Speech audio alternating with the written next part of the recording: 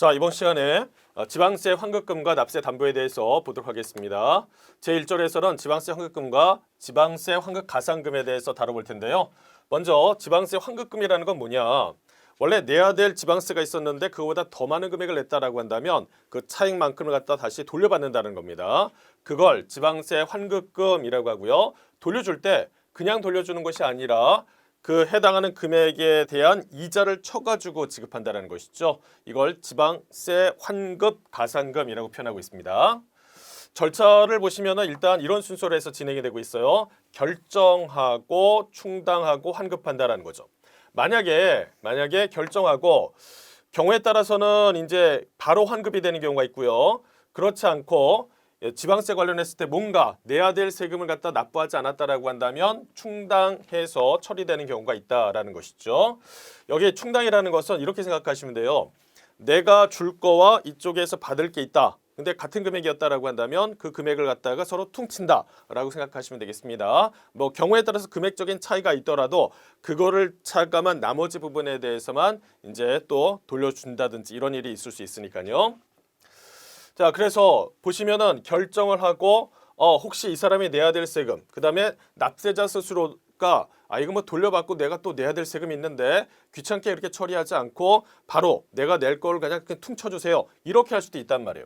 그런 것들이 있는지 보고 그리고 나서 그런 것들이 진행한 후에 남는 금액이 있다라고 한다면은 다시 돌려주거나 아니면 이거 자체가 없다라고 한다면 바로 결정된 후에 지방세를 갖다가 환급해주는 이런 절차를 진행한다라는 것이죠.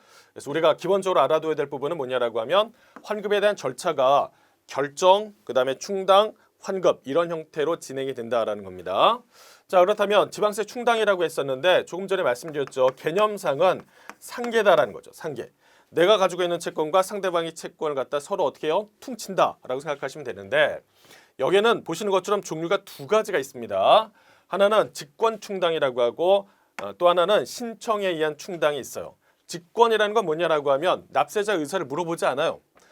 내가 보니까 돌려줄 금액을 돌려주려고 딱 봤더니만 이 사람이 세금을 안 냈네, 체납했네 라는 거예요. 그렇다면 이걸 지방자치단체에서는 바로 돌려주지 않고 납세자의 의사와 관계없이 체납된 지방세를 갖다 먼저 퉁친다라는 겁니다. 그게 첫 번째 등장하고 있는 직권 충당이고요. 밑에 여기 보시면은 납기 전 징수의 지방세라고 했었습니다. 이제 납기 전 징수 관련했을 때는 뒤에 가서 보다 구체적으로 학습할 텐데요. 개념은 이렇습니다. 오직 급하면 납세 전에 징수를 하겠어요. 그러니까 여기에 나와 있는 조세 채권을 갖다 조기에 확보할 목적으로 해서 이러한 작업을 하기 때문에 여기에 두 가지 사례에 관련했을 때는 직권으로 충당한다라는 것들 정리를 해주시고요. 자, 이어서 신청 충당에 보시면은 납세자가 그 충당에 동의한 경우에 한해서 처리할 수 있다라는 거죠. 납세 고지되는 지방세가 있어요. 자, 그 지방세하고 내가 돌려받는 거 그냥 퉁치겠습니다라는 것이죠. 그 다음에 신고 납부하는 지방세로서 직권 충당 적용 대상이 아닌 지방세 관련했을 때도 이러한 신청을 통해 가지고 충당이 가능하다라고 돼 있으니까 여기 나와 있는 각각의 충당별로 어떠한 것들이 처리가 되는지 각 사례를 갖다가 학습을 해주셔야 되겠습니다. 자, 근데 여기서 체납세액을 갖다가 충당하는 데 있어서 우선적으로 해야 될 부분들이 있다라는 거예요. 여기 나와 있는 거 보시면 체납세액의 우선 충당이라고 해서 지방자치단체의 징수금에 우선적으로 충당을 해야 된다라고 돼 있고요.